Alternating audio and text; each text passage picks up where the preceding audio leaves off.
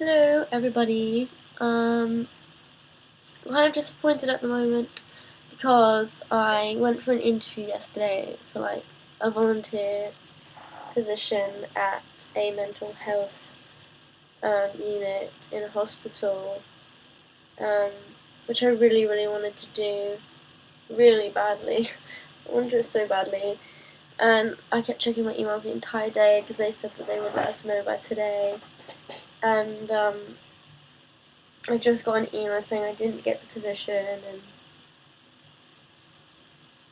and just disappointed. It's so hard. Like, this is the third volunteer job I've applied to now here that has rejected me, and it still doesn't feel very nice. Being rejected by volunteer work, like, they're supposed to want as many volunteers as possible, but they're really picky about who volunteers for their charity work. Like, it just doesn't make any sense to me, you know? So, well, we'll see. Hopefully another one will come up.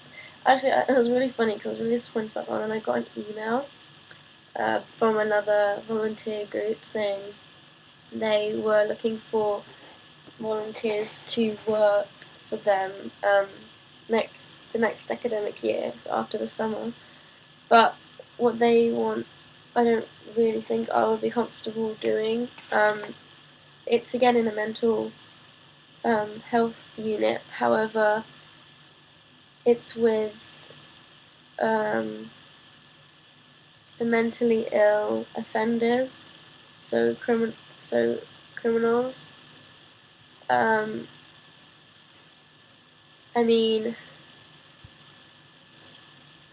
I don't think I would feel comfortable in that environment, so I don't really want to put myself there. However, I feel like if I did it, it would be a really good learning experience for me. Like, it would push my boundaries, and it would take me out of my comfort zone, and it would also look really good on my CV, because that's a pretty um, intense voluntary work to do.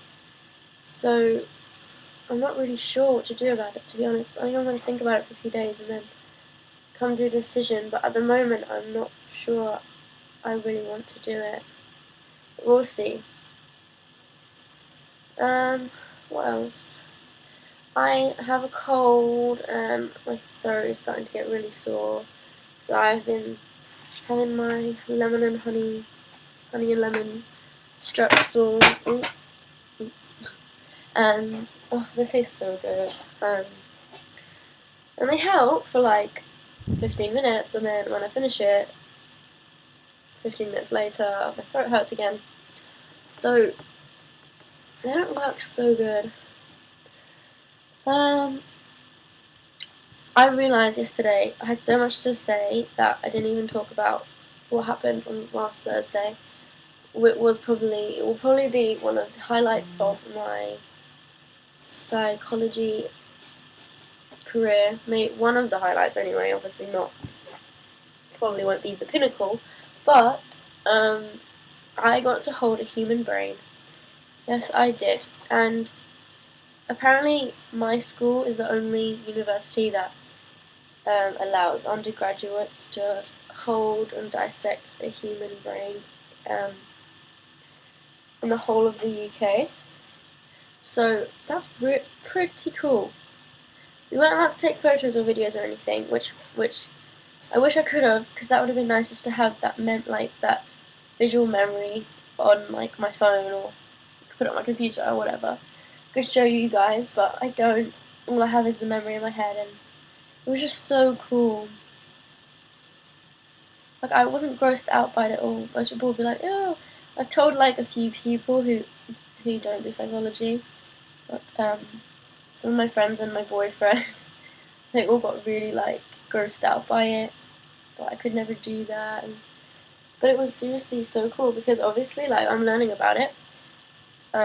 So it was just nice. It was like really interesting to see all the different parts on an actual live, well, not live, an actual human brain.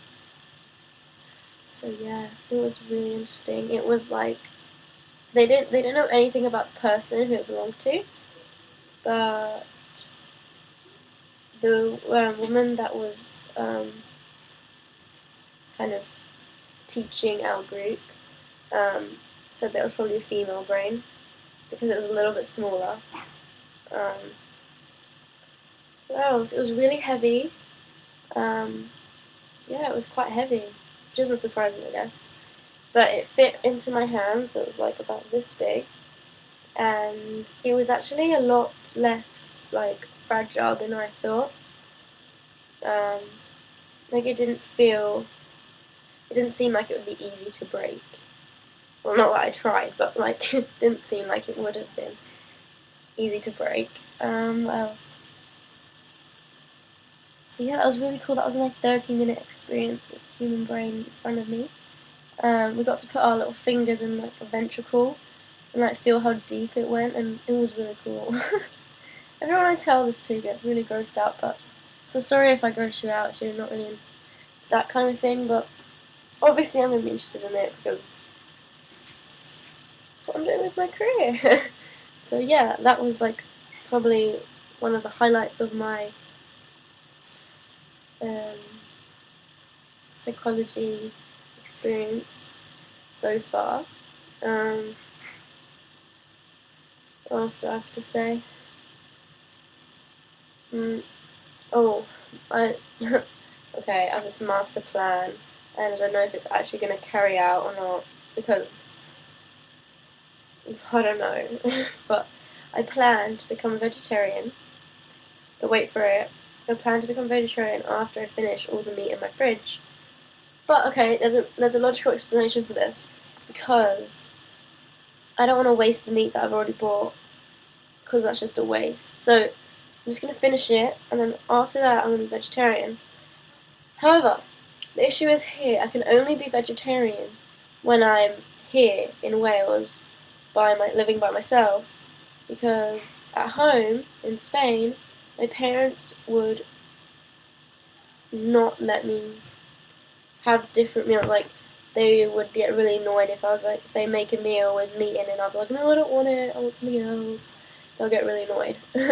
So I've always wanted to be vegetarian, and my parents they never let me because they're like, you need it, you're growing, you need to eat meat. And so I was like, okay, whatever, I'll just listen to them. And also they didn't want to make separate meals.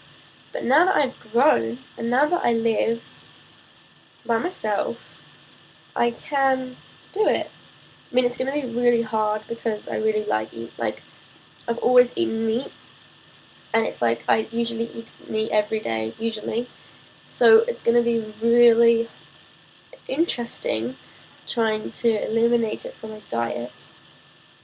But I think it'll be so much fun to like try new food, and I don't know, it's always grossed me out, the idea of eating meat.